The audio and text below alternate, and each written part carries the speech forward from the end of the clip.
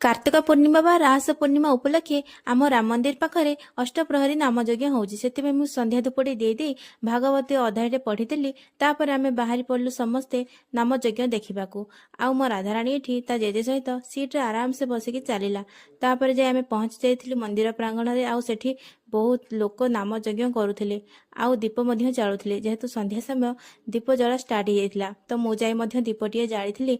तापर जाई देखिथिली राम मंदिर रे संध्या आळती चली आउ बहुत स्त्री लोक सेठारे जमा होते। मुझे जाई जोग दी आउ आळती दर्शन करी आउ आळती दर्शन करी मन को बहुत खुशी लगिला।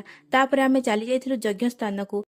बहुत लोग तो नाम करथिले आमे मध्य तांको सहित मिसी नाम कलु। आउ बापा तो तांको नातुणी को धरी बहुत नाम रे पूरा मजी जाइथिले। तापरे मु यज्ञ स्थान रे जाई किछि दक्षिणा देली आउ ठाकुर को दर्शन कली। आउ तापरे आरंभ हो जाइथिला आमर भी राम नाम।